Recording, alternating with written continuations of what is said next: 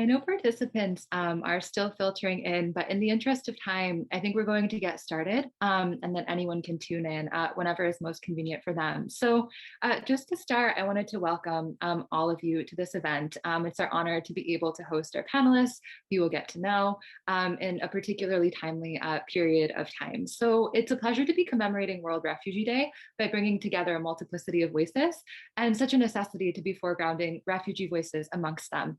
I wanted to thank each of our panelists for generously volunteering their time and sharing their varied experiences with us tonight, as well as each of our audience members for tuning in. My name is Esmer Himyar. I'm a grant writer for Elena's Light. I am also the daughter of parents who fled war in Afghanistan before immigrating to the United States.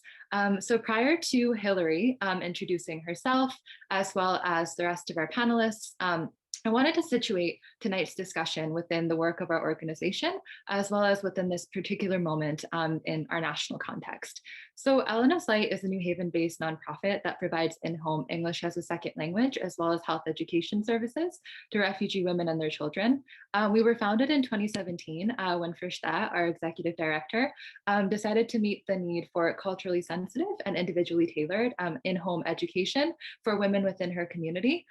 Since then, we've successfully supported 150 women over 9 separate semesters of English as a second language classes. We've hosted 12 ongoing health classes prior to and during the pandemic, and will continue to do so afterwards. We've hosted cultural engagement events at Southern Connecticut State University, the University of New Haven, and Yale University. We've also conducted regular donation drives in order to support refugee families during the summer and winter months particularly. And currently we're conducting work to provide access to food and water for families in Afghanistan. So to date, our programs have been run entirely by a total of 500 volunteers, and our team continues to expand. We're always looking for additional volunteers and would welcome any one of you, as well as individuals who you know who may be interested. Elena's Light has a real way of bringing together good-hearted people in order to serve populations that really need it.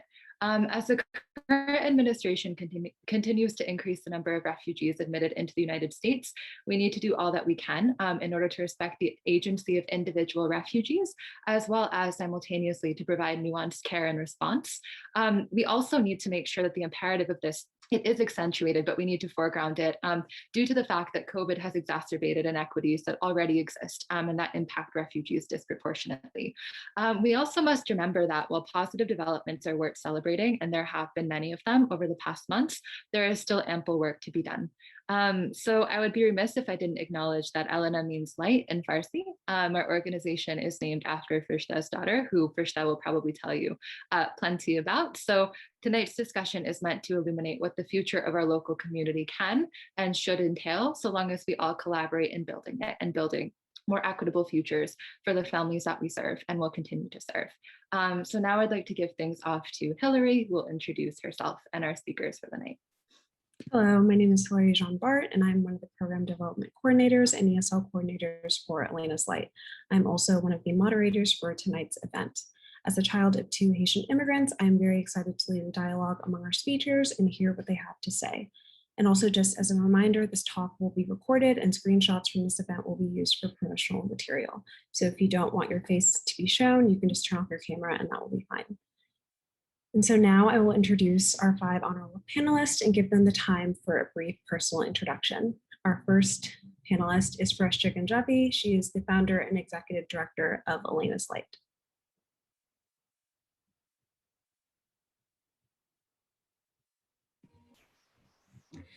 Hi everyone, I'm happy to be here. This is Fereshteh Ganjavi.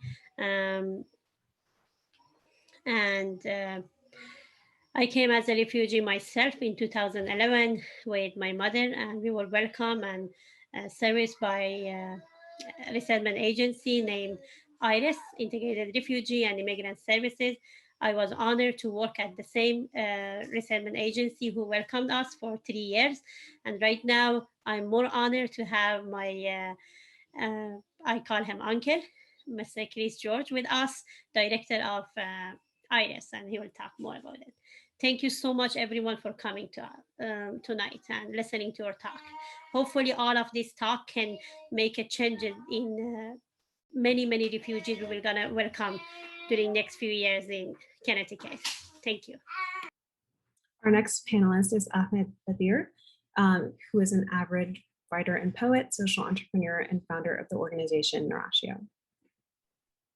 Thank you so much, Hillary. I am Ahmed. I'm a writer and founder of Narratio.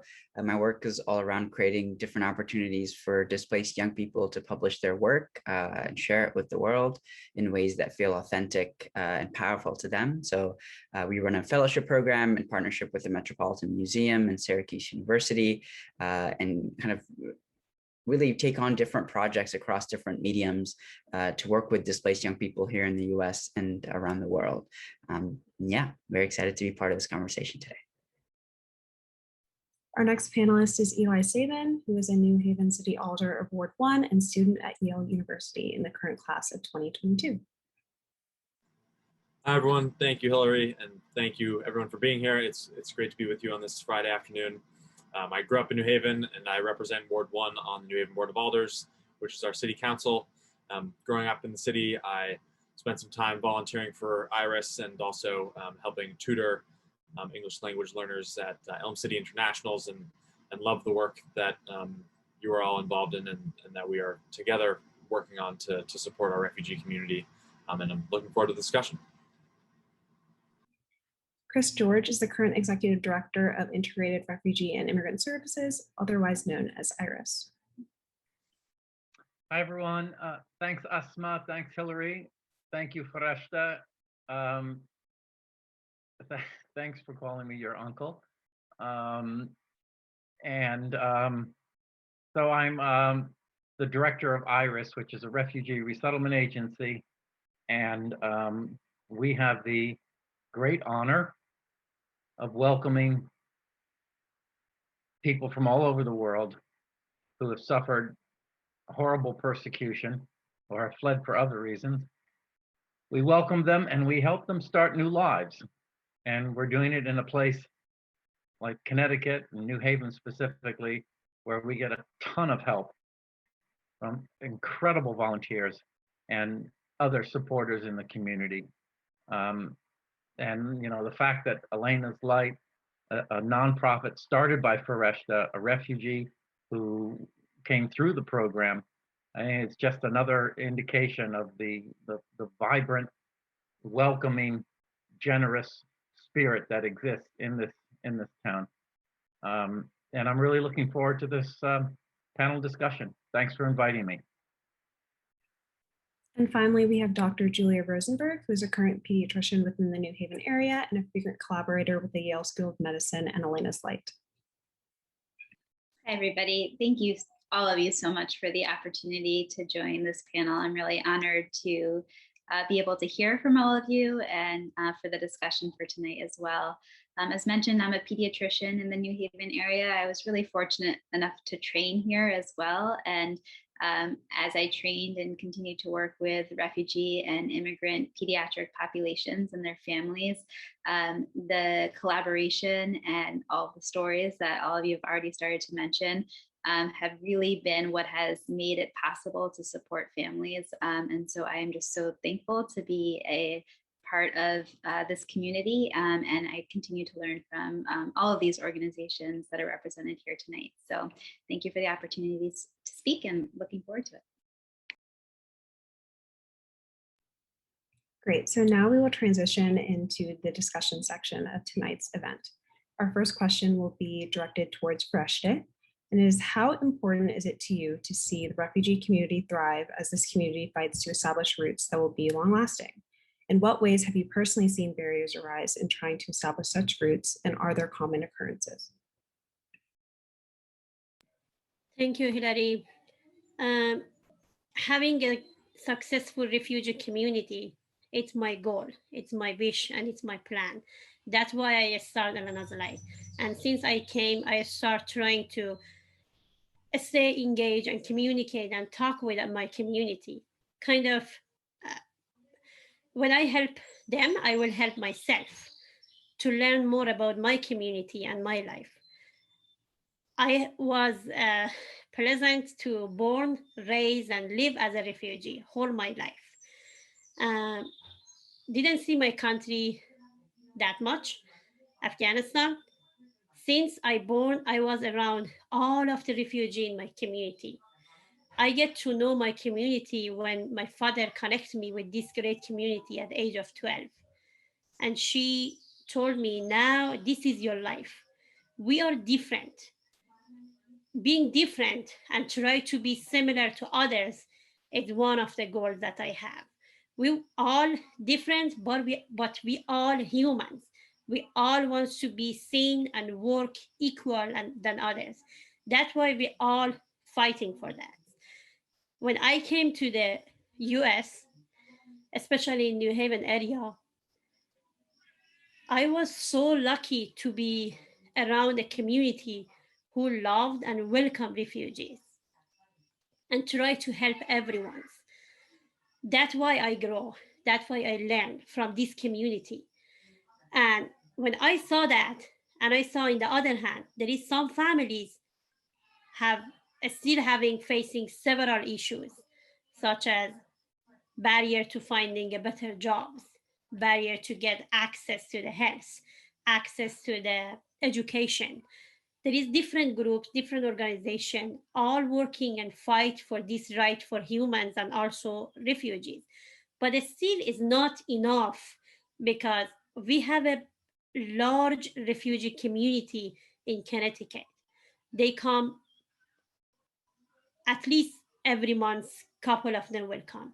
When they come, when we welcome them, 3 months, 6 months, 8 months, 1 year is not enough support. It should continue. When I say support, that not means the people always waiting to give them food, you give them access to this, access to this. To give them a resource, they can build their lives, give them the equality, and also something they can move on with access to the education, right education, would give them the way transportation system work in Connecticut, teach them the way of learning the new life, new language, especially working with the women and children in our community. These are all the plan and goal and rules and wishes in my life to try to help. I cannot do it alone. And as I told you, we have a really supportive community in Connecticut, especially in New Haven area. And I didn't do that alone. We have so far 500 volunteers and ongoing adding volunteer to the team. What we did, it was the collaboration, working with several other beautiful hearts and beautiful peoples who really wants to do something and have passionate to it. I know we don't have that much time. I don't want to talk too much about it, but I'm so excited to have Elena's Light. And with this way, I can do what really my heart wanted. Since in that country I was, we created a school. What I'm doing right now here is exactly similar to what we did with my father in Iran. We had a school helping people from that place, helping people. When I came here, I started the way that he teach me.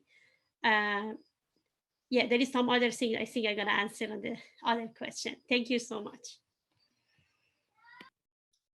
Thank you so much, Fereshteh, for those detailed remarks. And I think the tenure of your experiences has evinced the fact that you've used what you've been through and what your community members have been through as your wellspring for action. And I think that illuminates the future for the entirety of our community that is informed by compassion. And I wanted to bring in Ahmed into the discussion now. Fereshteh's experiences have shown the way by which the personal and the political often meld together and again serve as one's catalyst for action. So to Ahmed, as an accomplished writer, you've used lyricism and in particular poetry within your own work, and you've done so while foregrounding the voices of dispossessed youth the world over. So I wanted to ask you to discuss the specific power that poetry has and ultimately how we can incorporate storytelling within policymaking processes. I think sometimes storytelling and policymaking are portrayed as being disparate, one of them being abstract, whereas the other one is concrete.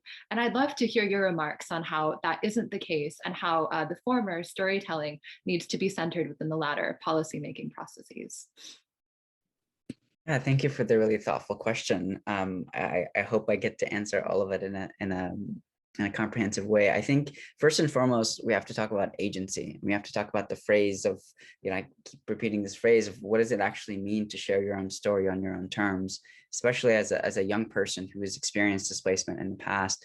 I've been able and have been so privileged to be able to work with displaced young people here in the US and then around the world, folks in camps, folks in kind of informal settlements, and folks who are resettled. And those experiences are all different. There is no kind of one experience that can be captured by any just one person. So I think first and foremost, it's realizing that storytelling, whether it's through poetry, whether it's through any other medium, is synonymous with agency. And the first thing that we must be able to control is our own stories and the ways that we tell them and the ways that we share them with one another, if that's something we're interested in. And so I'm really on a mission to try and establish as many opportunities and really at the system level, so that institutions around the US and around the world really elevate the creative production or the cultural production of displaced young people, whether that be through poetry, whether that be through photography or what have you.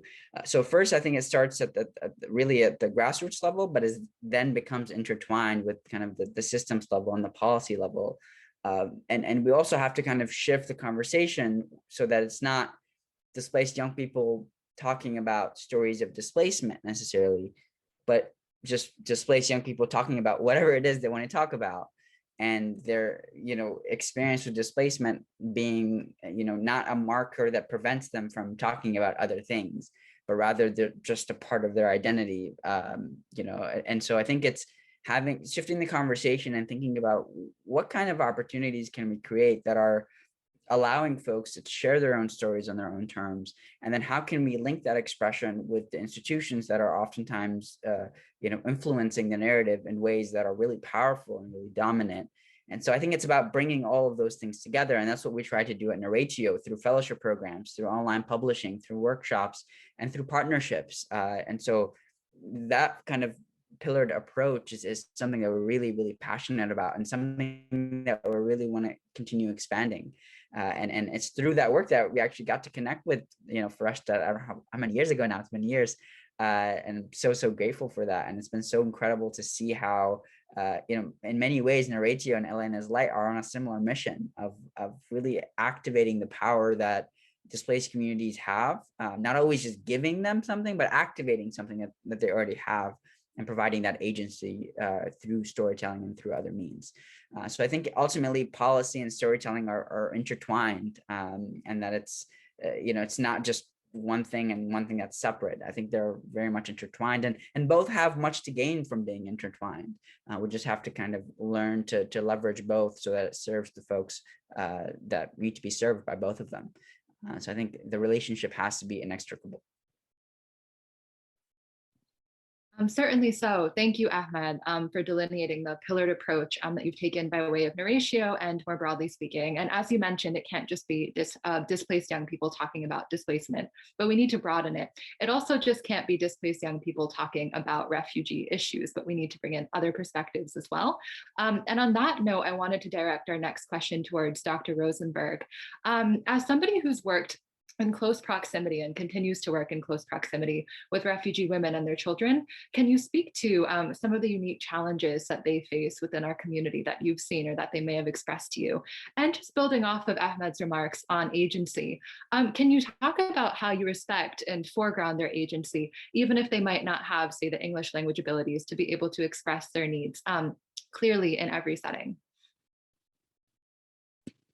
Yeah, and thank you again for these are wonderful questions and a wonderful discussion. And this concept of agency, I really appreciate how Ahmed was able to describe that. And I was thinking so much about how this relates to interactions with the medical field and beyond. Exactly as you mentioned, by discussing a little bit in your question about language barriers. There are many difficulties with navigating the healthcare system, even for families who are born within the United States, as probably many people have experienced for their own or family members' healthcare. So you can imagine with a completely different healthcare system, the challenges that can exist, and also the ability to communicate the opportunities that exist through our healthcare system as well. I think especially as a pediatrician, especially as somebody who works with families, one of the amazing benefits of working in a place like New Haven that's so closely connected with these wonderful organizations that are present here tonight, including Iris, including Elena's Light, is the fact that when a child comes in and we are able to think about a child and a family holistically, we can really make those connections.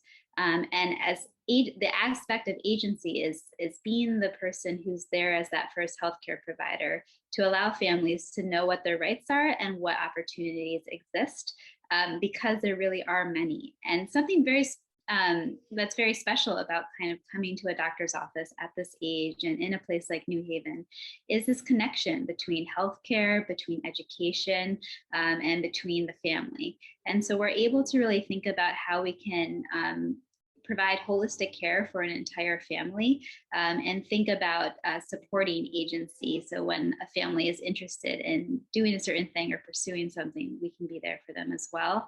And the healthcare side can be kind of one of those first situations where families get that opportunity and we can help to guide them through. That said, it's still a very difficult system to navigate. And so we're hopeful that the healthcare home can be one of many homes and connections to other organizations and education within the community. We can continue to foster these types of connections and then let families thrive. Thank you, Dr. Rosenberg, for that incredibly thoughtful question. I wanted to continue the conversation by talking about a little bit more about agency and also listening to the experiences and livelihoods of refugees within the area. In this direction, this question is directed towards Chris and Eli. How have you personally sought to integrate refugee narratives into policy decisions or decisions within your organization that you have made in the past, particularly at decision-making tables where refugees are not present? I'll start. Great question. And it's been a struggle for Iris and I think most refugee resettlement agencies. But it's really key.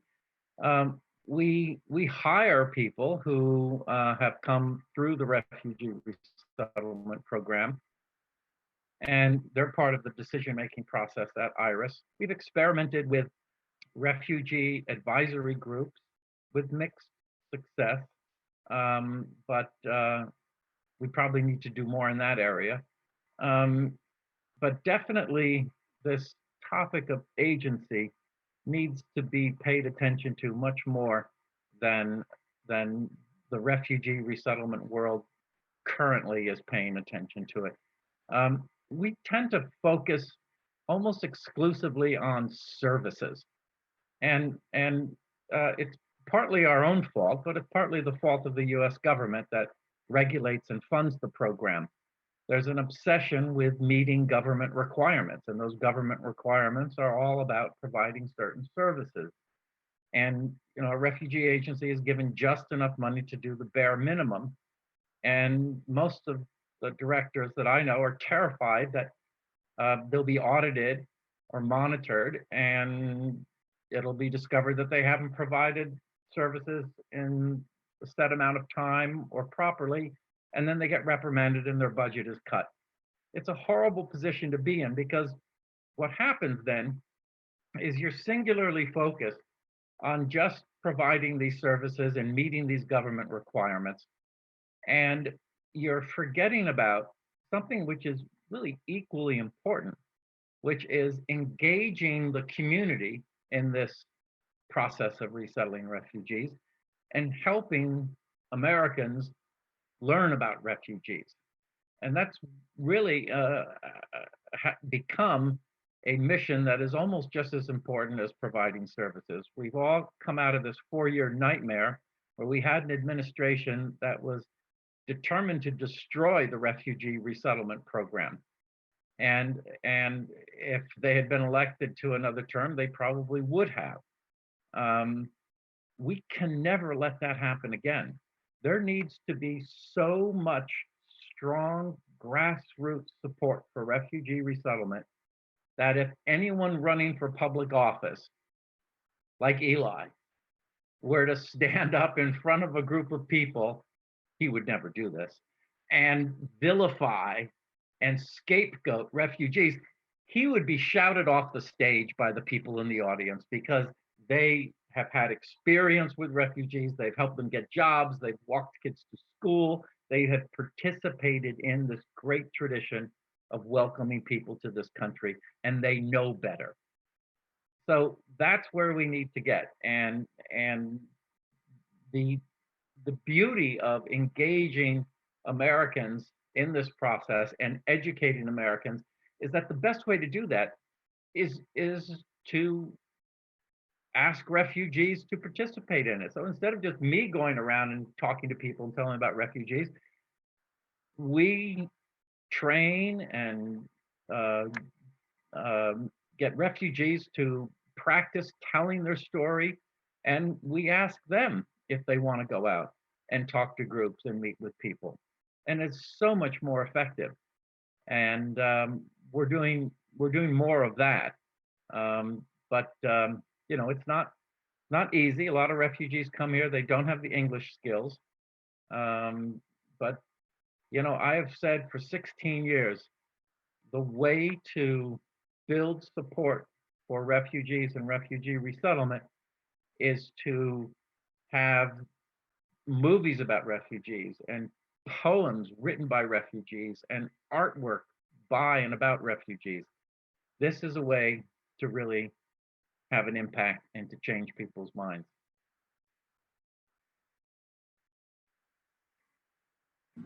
And just to build on that, thank you, Chris, for all of that incredibly insightful, all those incredibly insightful thoughts. I think for me, from my perspective, as an elected official in the city and someone who's spent a lot of time working with political leaders in New Haven and in Connecticut, I think it really needs to be about showing up and listening. And I think that's one of the reasons why I was so eager to be here tonight, and also why I think it's so important for organizations like this to, in addition to being involved in services and working with refugees, to do the kind of outreach that Chris is talking about, because we need to bring more people into this understanding of the incredible importance of refugee communities and how we can support them.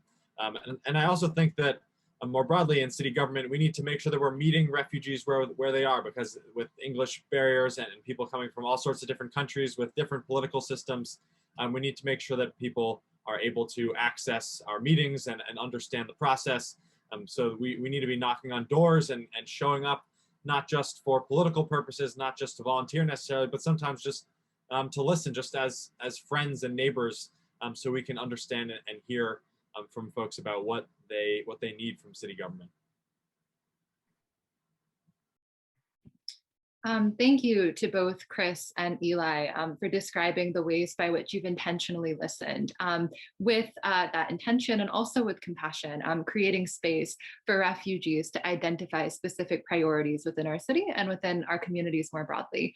So now that we've brought you to the same discussion as refugees within our community, I'd like to bring Ahmed back into this particular bit that we're discussing right now. And can you tell us a little bit more, Ahmed, about the most salient gaps in care that you've observed within New Haven, within Connecticut, and even more broadly than that, if you'd like, as well? So when policymakers and leaders are listening to refugees, what specifically do you have to say? And this is sort of a multifaceted question. So after describing that, if you wouldn't mind telling us a little bit more about the most prominent indicators of progress that you've observed recently, as well as perhaps the ways by which progress can continue to be facilitated by foregrounding the voices of refugees at decision-making tables where they may not be present, or at discussions that may not be as accessible to refugees and individuals who struggle with those implicit barriers.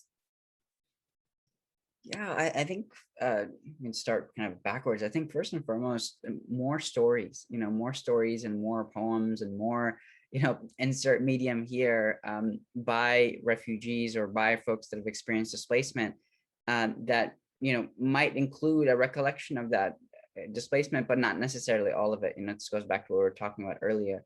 So I think more and more, I see there is momentum, and we're working to increase that momentum, where we're hearing more and more about, these stories and then seeing them in places that are, really, really influential when it comes to this conversation.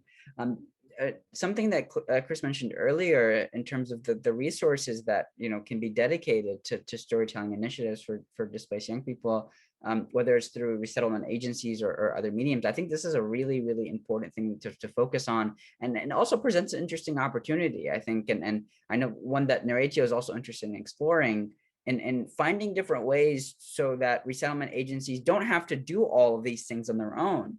The services piece of it is so important, and it's one that should always precede the storytelling and all of I mean, let's be real here, like the basic human needs need to be met first before we could talk about storytelling.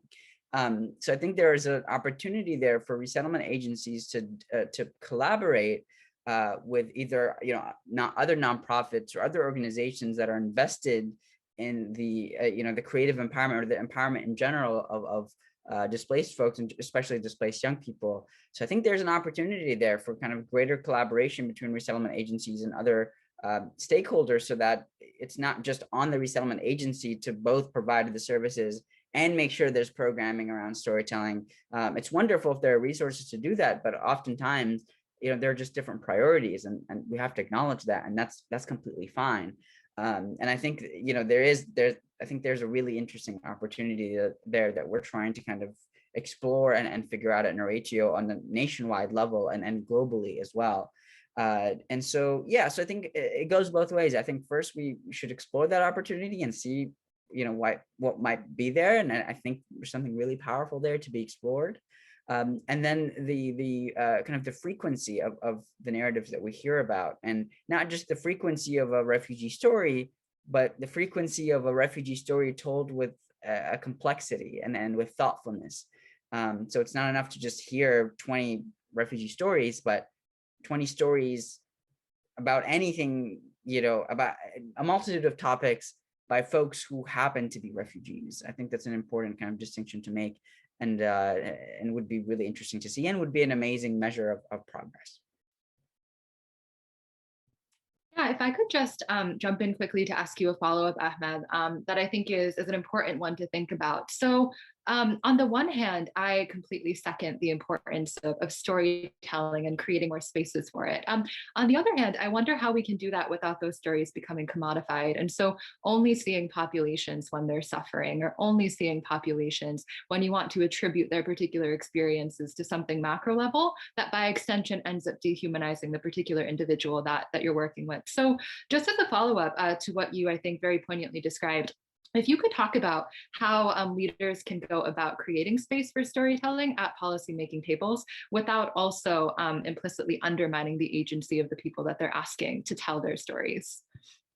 It's a great question, Asma. I think first and foremost, I think this is what we're trying to do with our fellowship programs. The fellowship program runs every year. We work with cohorts of resettled refugee youth in the US. We started out in upstate New York and Syracuse, and are expanding the program every year.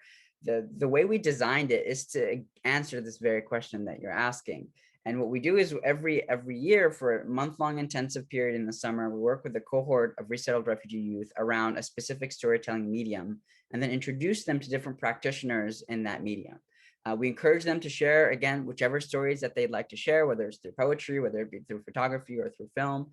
And we introduce them to various institutions, whether it be the Met in New York or the UN or the New York Times, what have you, and they get to connect with these institutions on their own terms. Those institutions aren't coming to them and saying, we're doing a story on displacement, would you like to say something about displacement? They're entering those spaces as cultural producers. They're entering the Met as poets. They're entering different spaces as artists. And they're having their own exhibits. They had an exhibit at Christie's back last year, February 2020.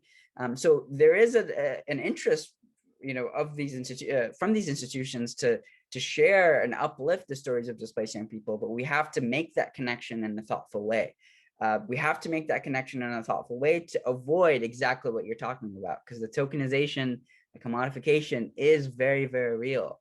So what we're trying to do with the fellowship is exactly what you're talking about. Stop that before it happens by really providing the folks we work with the resources to know how to share their own stories on their own terms, while connecting with these institutions, which normally kind of decide decide the narrative in many ways or influence it greatly. So I think we need more programs like the fellowship to do that. And we're hoping to continue expanding it, continue to have new collaborators this summer, starting next month, actually. In the next couple of weeks, we'll start the third year of the program. We're partnering with National Geographic and a couple of their photographers to train the fellows in different storytelling mediums, and obviously with photography at the top of them. So I think we have to think of it from the system level and create these programs that actually are that run with that question in mind, rather than just have it be something we think about after the program is done. So selfishly, I feel like what we're trying to do is the answer to that, and hopefully more of that happens. That's a great response, and something that I really commend you on, thinking of, these issues in not just at the ground level, but, in the future, and thinking about the future of these people's lives, that it can improve, but also improve for other people that they might impact. And so on that note, my next question is for Fereshteh. As a current refugee or refugee that has experienced receiving aid from New Haven and various sources within the city, what advice can you give to lawmakers and city officials, especially as these individuals hopefully shift in the right direction when crafting relief efforts for incoming refugees in the area? Thank you, Hilary. That's a good question. As you said, as a refugee, at my first question, I was very positive and say all of the good things we have, which we cannot close eyes on that. There is a lot of great things in New Haven area, in Connecticut especially, but there is also the different side. There is also the negative part of it. Between these refugees that I work and talk with them during many years of living here, what I heard in common was they want to be seen as a regular people like everyone. What I want to say is not, I just want to answer Chris and Ahmed to the thing they mentioned it. I'm so glad, like Chris, there is the issue, and there is, but I want to say, like, it's not all on IRIS. Shouldn't be all at one group. As Ahmed said, there is different organization with collaboration, working all together and making a long-term plan instead of just short-term plan for a couple of months of arriving. And then we know after this, it's going to handle to a storytelling for Ahmed. It's going to handle to Heavenly, to Century Kitchen. It's going to handle to Elena's Light. Some of this responsibility would be much easier. As I work at IRIS, and I know there is a lot of people working hard there. Just imagine each year we have 200 until 700 refugees come just in the New Haven area, New Haven County. These individuals are not numbers. These are all human. Each of them have a different life, different story, and have a different needs. These needs all cannot be provided with resettlement agencies, with the short amount of funds and other things that receive it from the government or donations. It should transfer to other peoples to handle some of this work, to make it less workload for the resettlement agencies. That's why I came up with Elena's Light, to try to help the community who are here more than 2 years.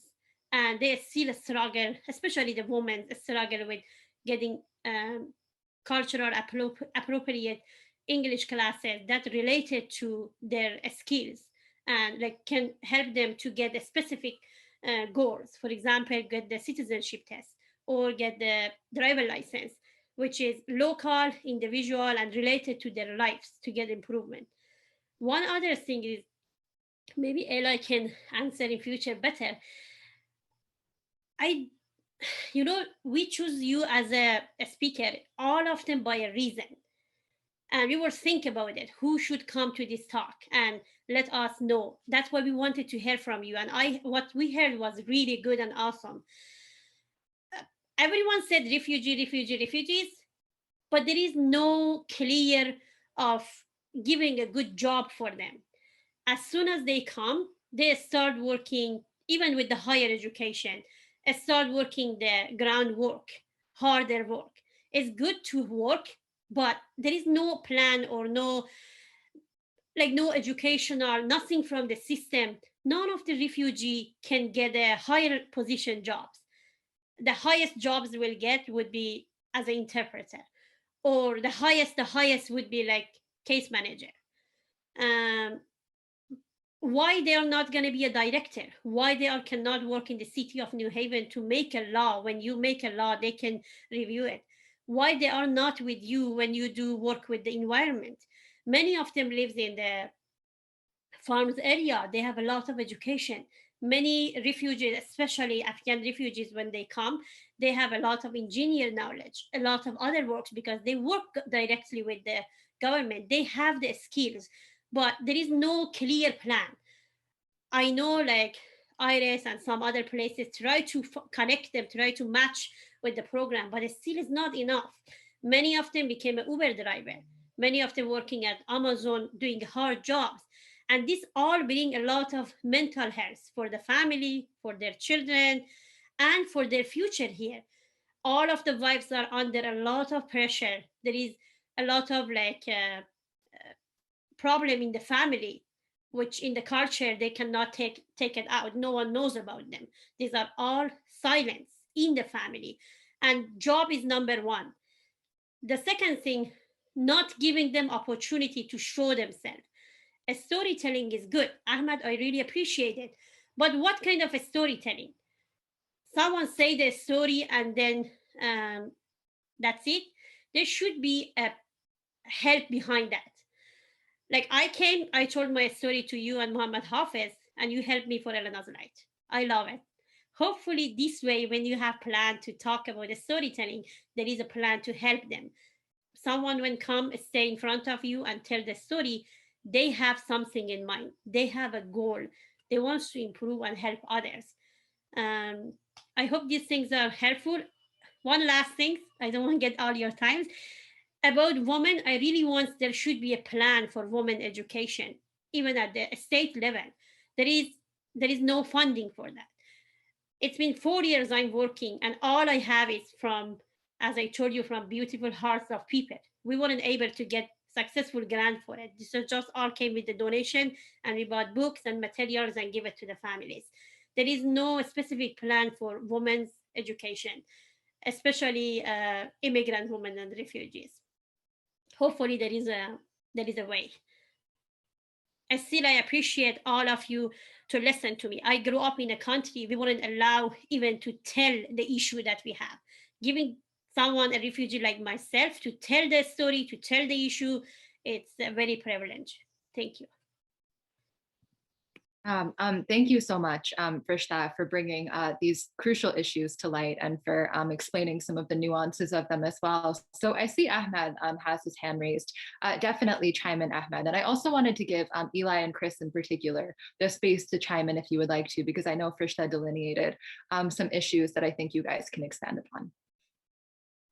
Yeah, just quickly, I think, yeah, thank you so much, Fereshteh, for mentioning that. And I think with the fellowship program that I mentioned, all of the fellows are paid to participate in the program. And then also beyond the program itself, we try whenever possible to match them with speaking opportunities that are paid. So if they're performing their poem, they're getting paid to do it more often than not. And while it's not, as consistent as we'd like to, I think it's something we're trying to formalize a bit more and try to make it more consistent. Because that kind of material support is also incredibly important. And that's another form of agency as well. So it's something we've grappled with and hope to do more of, and have a lot to learn about doing better. But just wanted to chime in and add that. Thanks. Thank you.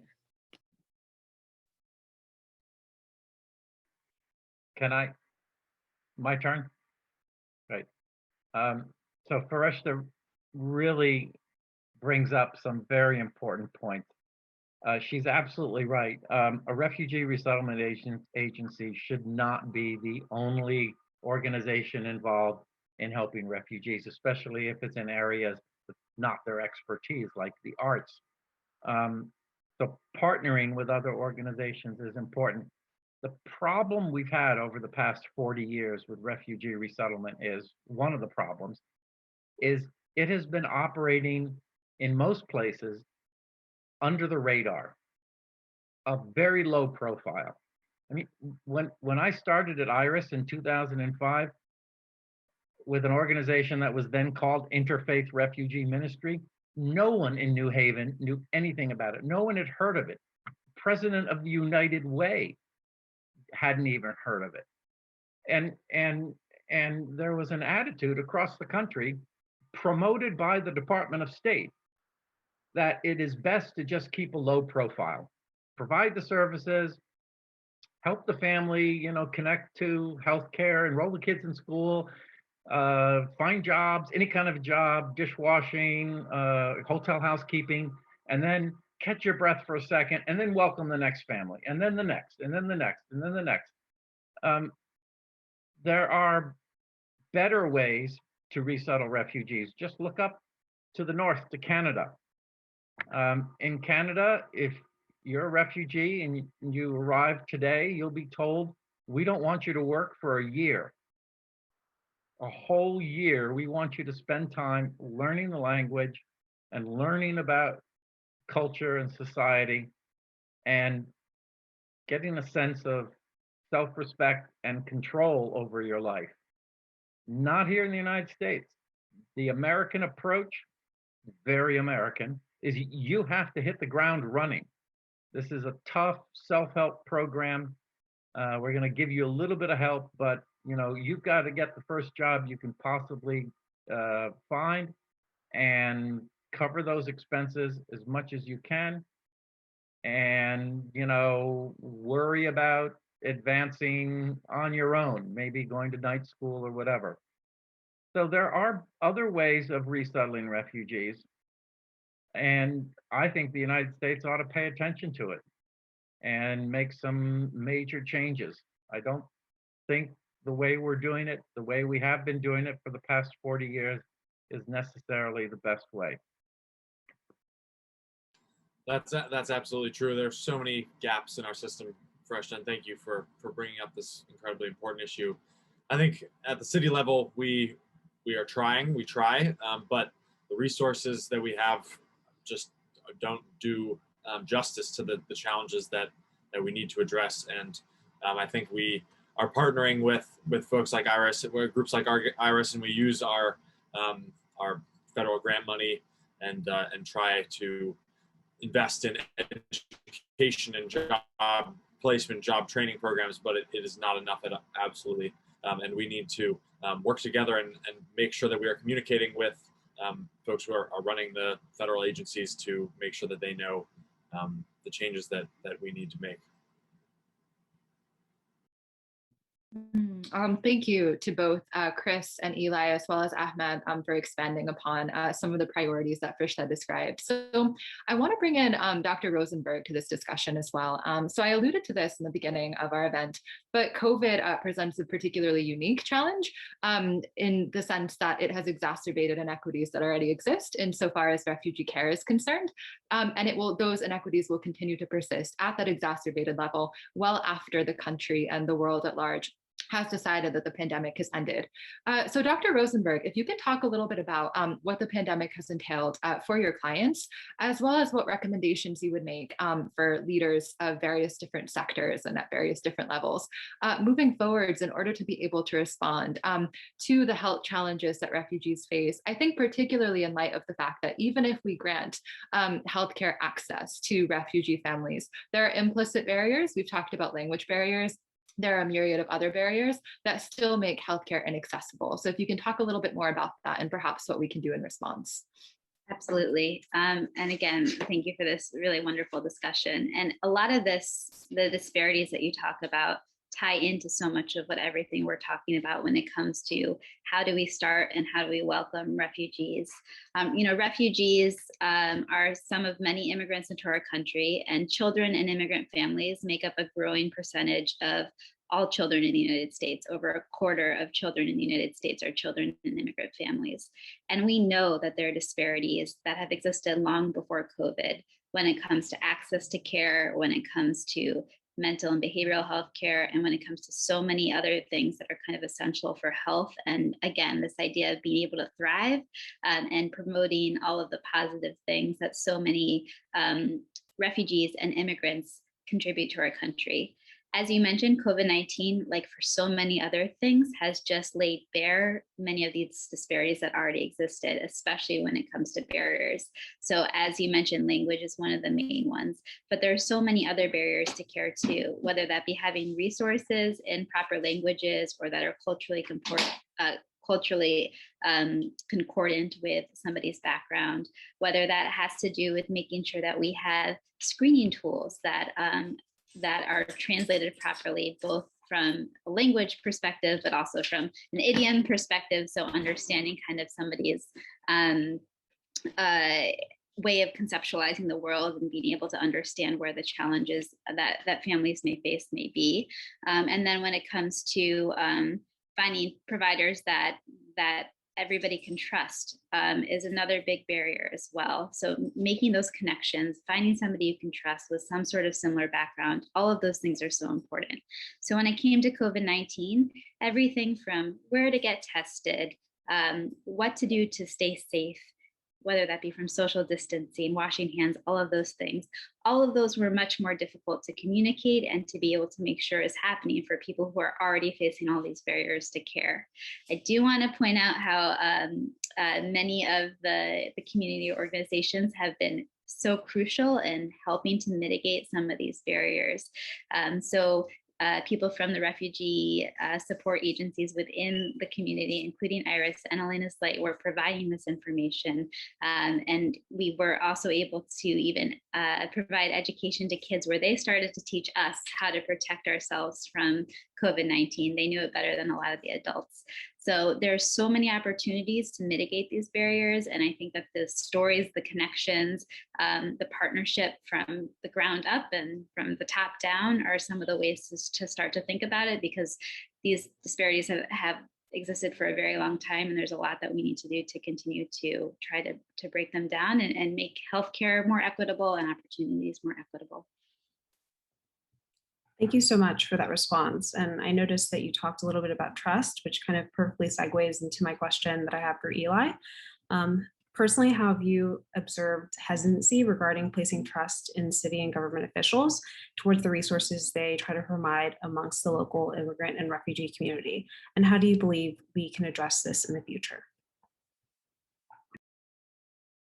Sorry, just to clarify, the question was trust from refugees towards city officials? Yes, just trust towards city officials and how that kind of creates a barrier in accessing and getting care. Absolutely, sorry.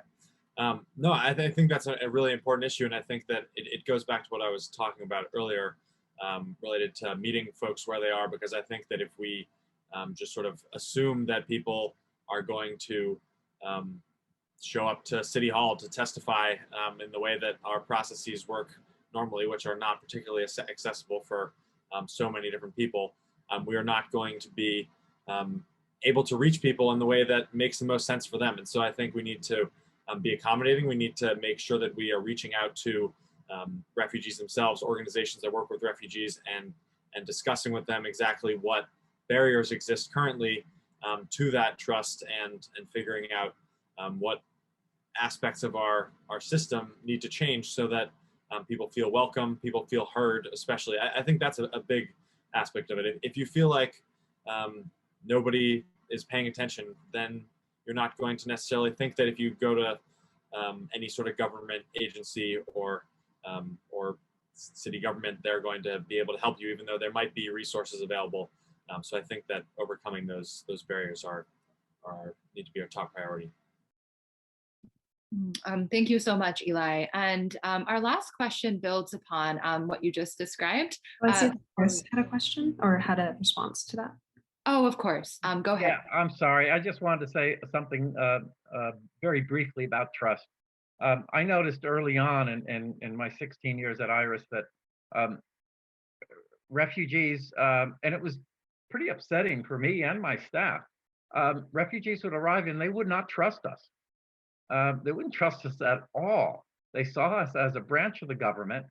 Their only framework for governments was the government they were coming from, which, were pretty corrupt and inefficient and oppressive. They felt it was their moral duty to avoid following the rules, not pay taxes, don't trust the agency that was assigned the resettlement task. So it was difficult, and in winning that at least a degree of trust, and then building on it is a very important thing. Refugees need respect um, from the moment they arrive, and as soon as possible, they need to regain control over their lives. They've been pushed around and told where to live, and rations come on, Wednesday and Friday, and don't do this and don't do that. Like, come to the United States, it's the obligation of organizations assigned to help them regain some control over their lives. And our last question was actually directed towards you, Chris. So I appreciate you chiming in and kind of contextualizing it aptly. I think we, just broadly speaking, insofar as refugees and telling their stories are concerned, perpetually situated in the past and the trauma that they've experienced. And that certainly melds into the present. But at the same time, as we think about moving forwards, we need to create space for refugees to exist in the present moment, bearing in mind that that also encompasses the past, without needing to constantly reassert their trauma in order to secure basic resources that they need to get through day-to-day life, as well as even beyond basic resources. We think of needs as being structured hierarchically, when in reality those needs are mediated by one another, as Dr. Rosenberg described. It's not just language ability, but it's trust, and trust often seems like a nebulous thing, but I think there are concrete steps that we can take in order to facilitate that trust. So building on that notion of concrete steps moving forwards, as somebody who is very uniquely positioned at the helm of the largest resettlement agency in our city and in our area more broadly, what do you see the trajectory of refugee resettlement entailing for the rest of the Biden administration, but also beyond that? Well, good question. The Biden administration, when it was campaigning, said that they were committed to rebuilding the refugee program and bringing more than 100,000 refugees to the United States. You know that during the Trump administration, the number of refugees resettled in the United States dropped from 85,000 in 2016 to about 10,000 last year. So the Biden administration wants to bring 10 times as many. And we're all looking forward to that. And we're all, ramping up and preparing for that. Unfortunately, they're getting off to a slow start, and that worries us a little bit. We're not really sure why. The explanation is, well, the Trump administration did much more damage to the process and the overseas part of the process than we had anticipated. It's going to take a while to rebuild it before large numbers come.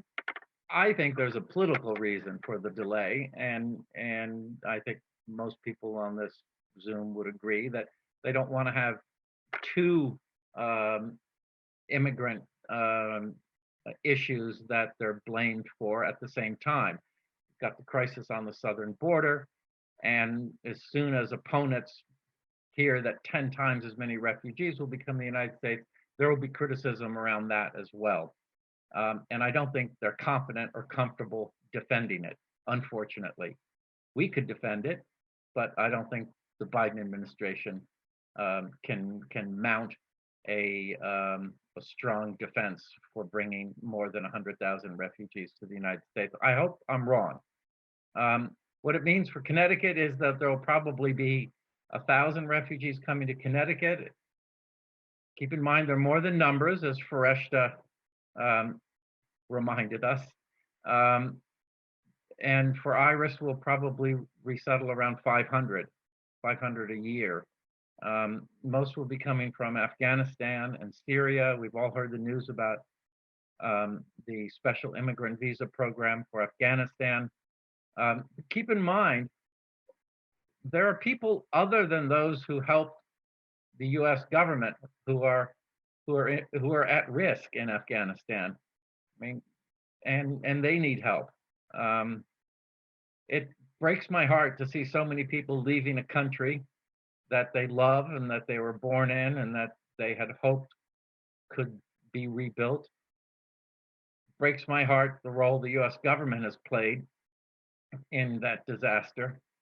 But and we should be reminded, refugee resettlement is a last resort. It is a jarring, difficult process for someone to go through. It'd be far better if they never had to be resettled in another country. But it is a way to save lives and to give people a future. And so that's why we're involved in it. And we're hoping that the Biden administration will return the US government to a prominent place in the world where they can encourage other governments to also build larger refugee resettlement programs to give a little more hope to people who are sweating it out in refugee camps. So they're not forced out of desperation to put their family on inflatable boats and try to cross the Mediterranean. We don't want that to happen again.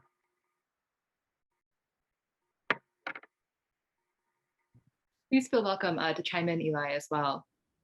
Sure, thank you. I just wanted to quickly add that I think in terms of what refugee resettlement is going to look like going forward, I think that's something that we need to shape together. And that's why I hope this conversation continues. And I would love to connect with anyone as well, one-on-one or in any kind of group, to talk about what the city of New Haven specifically can be doing more, because I think these are conversations that need to be ongoing and continual as hopefully the national policy changes going in the next few years, and maybe we'll be seeing more refugees coming back into our community, which will be exciting.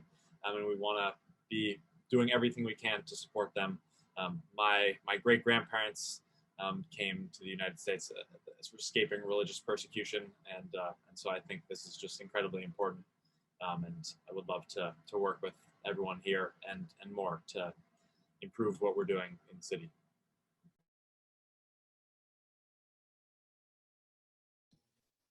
Thank you so much. As you all said, integration is very important. Like, I'm trying my best to make that process easier for everyone. Right now, I'm working with the RC USA. They try to make different policies and try to push the government to have a better resettlement process. Today I learned a lot from you, Chris. I try my best to work on that.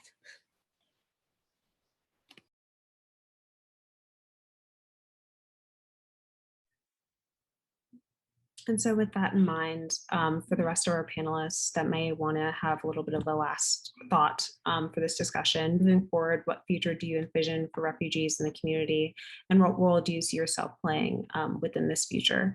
And also, what role can we as audience members or people within the community play as well in your mind?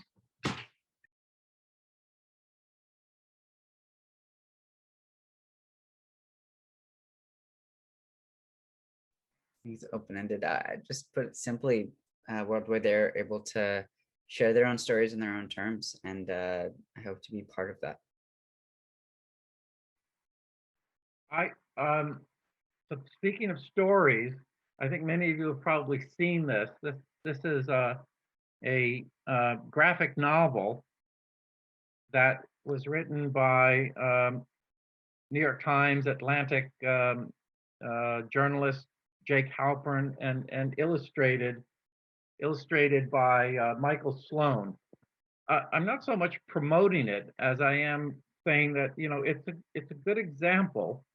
It's a story about Syrian refugees coming to the United States. They actually arrived on Election Day, 2016, and they entered a country that had just elected a president who wanted to destroy the refugee resettlement program. So it's a bit ironic, but it's a good story. But as I hear Ahmed speak, I'm thinking, wow, wouldn't it be great if there were refugee illustrators who, you know, could do something like this, and refugee writers telling their own story, in a graphic novel. So Ahmed, you got your work cut out for you. I'm going to send aspiring writers and illustrators to you, and the rest is up to you. Because as Fereshteh says, we can't do everything, okay? Thanks so much, Chris. I'd be remiss not to mention, we kind of did that already. This book came out last year. While the Earth Sleeps We Travel, met with young refugees around the world, and we need more and more, but I think there's always more work to do, but I think there's happy to work with Iris and anyone else who's interested. I think there's a lot of really amazing work to do. Thanks so much. And I would just add, you know, in the healthcare field, every interaction in an exam room is a privilege to hear a story. And as healthcare providers, and especially as pediatricians, our goal kind of in our job one-on-one is to advocate, whether that's in that specific each encounter that we have with a patient, or then learning as we're putting those stories together for the bigger picture. So I think thinking about advocacy, making sure that these issues stay at the forefront is just so incredibly important, as so many people have underscored today. Thank you. And as we open it up to our audience to send questions to our panelists, I just wanted to add, because storytelling, and particularly storytelling from refugee communities, resonates very strongly.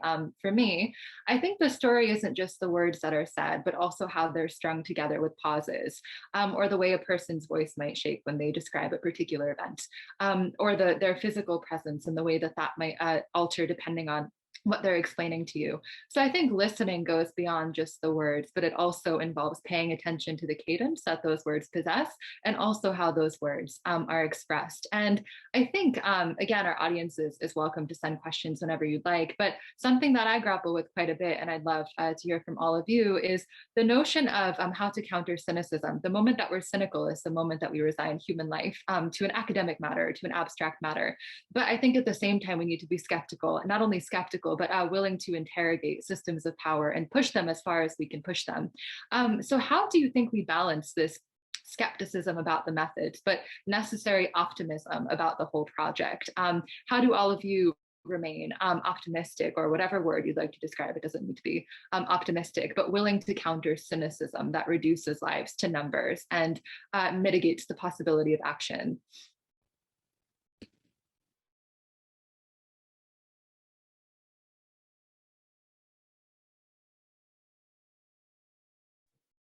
Big question, Esma, asking a lot of amazing questions today. I think just personally, I try not to think of cynicism at all throughout the work, and just focus on the amazing humans I have the honor of working with. If there is a chance for cynicism to arise, it's not going to be from my end or from my work. And you know, it's not something I think about as I do the work. Obviously, I want to decrease it. I want it not to exist, but I don't create work because I'm afraid of cynicism to come out or to come up, but focus on the folks that I'm trying to work with and amplify and elevate, and the rest kind of falls into place. So at least that's, yeah, I try not to focus on it as much.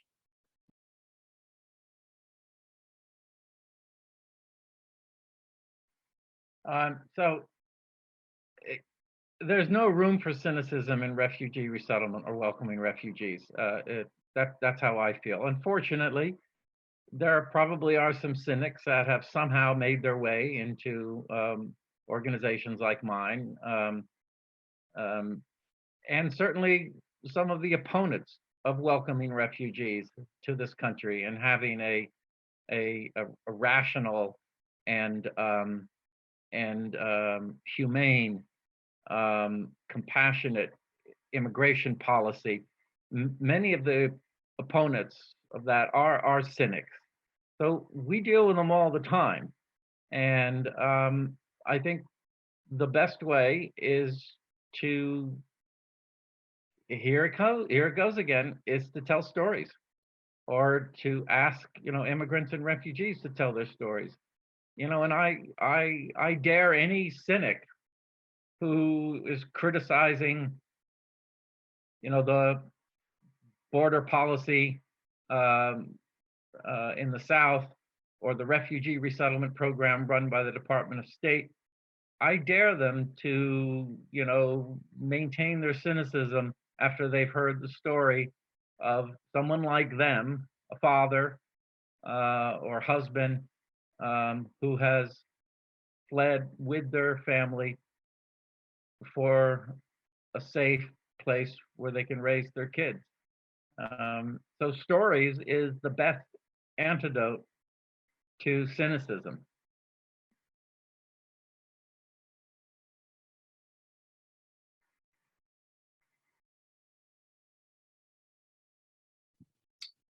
Thank you for both of your responses to my question. I think it is a weighty question and it's an abiding one, but I also firmly believe that when we express the details of a life that is otherwise abstractified within statistics or narratives of various different kinds, and we bring it down to a particular individual and their idiosyncrasies, it becomes much harder to look away, and it becomes much harder to attribute that specific person into a narrative that is easy to look away from. So I appreciate both of your remarks. And anyone else is welcome to chime in. I guess another, if our audience doesn't have any further questions, another thought that came to my mind that I wanted to ask all of you about is working with refugee communities or being a refugee yourself. Fereshteh and I often talk about this. It takes quite a toll on an individual emotionally. It asks a lot of you because you're working with individuals who have experienced trauma of various different kinds, and some of that trauma you may experience vicariously yourself. So at the end of the day, where do you guys put the weight of these stories? For Ahmed and Fereshteh, it's personal, the political and the personal meld together, the stories that you're working with and your own stories meld together. But where do you put that? And how are you able to carry that as you continue moving ahead?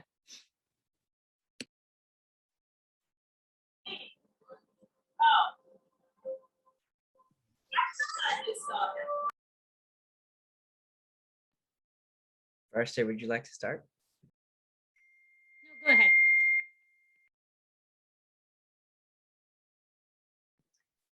Yeah, and I think it's a tough balance, but I think ultimately it's at least speaking from my personal experience, it's a privilege to be able to work with folks who have experienced something that you may have previously experienced. That kind of connection is something that's really beautiful and really powerful, and one that doesn't always come up, but the dynamic is always really it's interesting, and I feel like it's not always about just talking about what happened and connecting over that, but just kind of having some semblance of understanding of what that other person has gone through. So I think it's a superpower. I think it's a privilege to be able to have that experience. Not to say that like in certain situations it isn't always just great all the time. It's a very complicated thing, but all in all, I think it's a really powerful thing, and it's a privilege. And to me, I see it as a privilege and a responsibility to be able to do this work, and feel very, very lucky to be able to do so. Yeah, thank you, Ahmed. As you said, like I felt unique. It's different everywhere, anywhere you go. Like your past life give you something that you have something to tell or talk about your story, your life. You're kind of different than others, and also same as others, because every individual in the human being have their own story, have their own life, no matter of immigrant or not immigrant. But my past life make myself Fereshteh that you see today. If probably my parents 40 years ago not left the country and came to a different country, and I born raised there, I had to deal with a lot of things. We weren't allowed to go to school to get education, and we didn't have basic human being rights. If I didn't face all of that challenges, I believe I wasn't as strong as today. This all built my life. At the age I have, I feel like I'm much older than this, because at the age of 12, I became an adult. I was someone who helped everyone. And my life started that day when I stayed in front of 10 new students. The day I left that country, I had 300 students. I think my life helped me to be myself. And I'm happy to use that because I know there is others, thousands of others people like myself who are and want and have ability to be better than the person they are right now. Yep, thank you.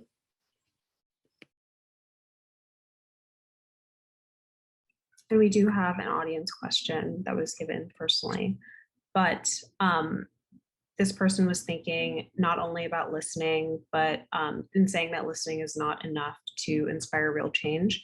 And how do we receive stories to make sure that being heard is not the only goal?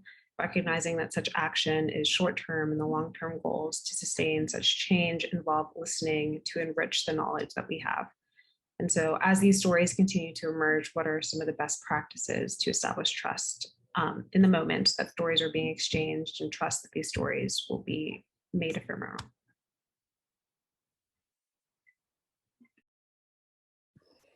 Do you want I answer this based on my experience? Yes, anyone can answer based on their experience and also what they feel when listening to that question. Maybe the others will answer this better, but based what Chris said and also my own experience, when you come here with the past trauma and life and experience you have, you cannot trust, you don't have trust. Like as a refugee myself, I didn't have trust anyone, even my lawyer. I saw her 3 times, but I give her 3 stories. It was hard. It was hard to trust, but it takes time. After a couple of months, you know, this agency, these groups are not government, as Chris said. They are the people there to help you and connect you and guide you. It's a different story. It takes time to find the trust and learn trust. And also it's a different culture too. Being always living like a hide person and then come here and now you should be open and talk about it. You don't need to hide anymore because when you are in different situation, if you say the truth, maybe you're gonna lose your life. With that background and mental, and then you come here, you are free, you're able to talk. It takes time for you to start getting trust and talk with people. Maybe Chris can answer this question better than me, but this was my experience. No, I think you're right, Fereshteh. It does take a while to kind of acclimate, but you know, we don't want to suggest that this is a place where people, you know, won't run into any problems at all if they speak their mind, and you know, governments are, you know, efficient and honest. There's serious problems here in this country, including racism, which we haven't talked much about in this discussion, but Iris has realized that, you know, over the years, we really have not done a very good job of preparing refugees for the racism that they'll face in this country, for discrimination, and we need to do a much better job of that. I mean, we owe it to people who are black or brown skinned to prepare them for some very unpleasant experiences they might have in this country. So, and you know, and that's something we've actually heard from refugees. You know, hey, what's going on? Why was this person accosting me on the bus the other day, yelling and screaming and cursing at me? We actually had to include a role play in our orientation program, showing people how to deal with an unpleasant incident like that on a bus or on a sidewalk somewhere.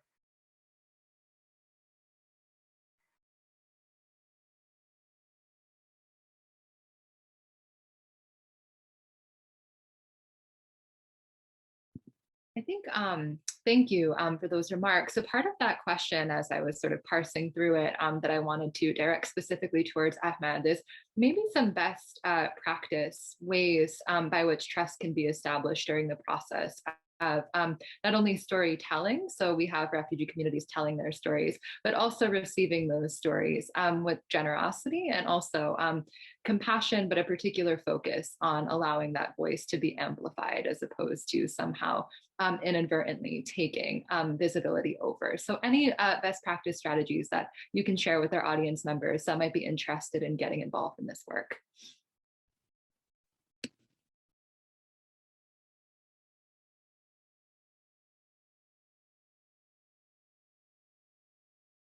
Sorry, who was that question for?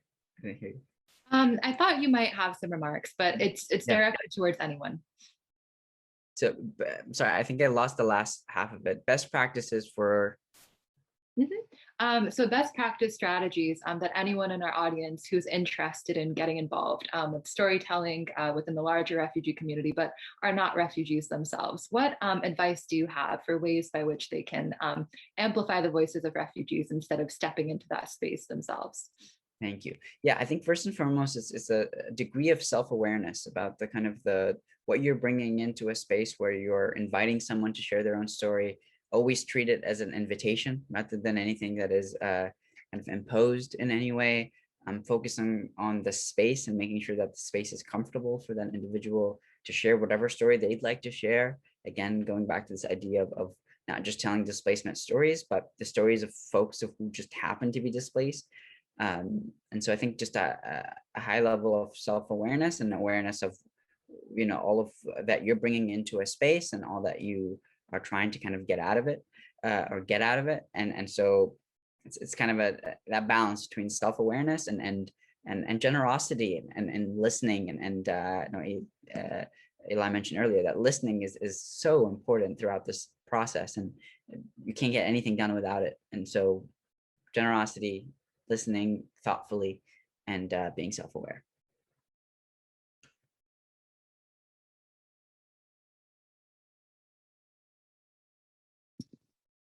Thank you so much for providing those suggestions to our audience members, who I think in light of this discussion and their participation within it, will be interested in getting involved, and the imperative of that is going to continue to mount as time goes on. So if we don't have any further questions from our audience, I don't want to keep anyone longer. We've been on the call for an hour and a half, but it's gone by very quickly.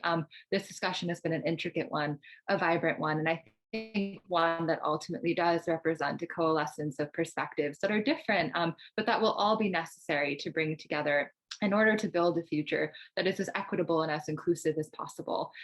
So I wanted to thank each one of our panelists for taking the time out to speak with us tonight. And if there is any way that audience members can get in touch with you, if you wouldn't mind including your contact information in the chat, so that audience members who are interested in sending you a message, be it storytelling initiatives or getting involved in New Haven government and just learning more about what's happening would be much appreciated.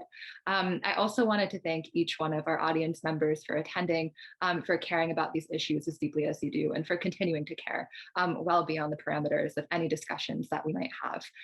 So I'm wishing all of you a wonderful rest of your night, as well as the best of luck as we continue to move forwards. Thank you so much. Thank you also so much. Thank you. Thank you. Thank you, Elena's Light. Thank you, Fereshteh. Thank you. Thanks for coming. Thank you, everyone. Great job, Asma and Hillary. Thank you very much.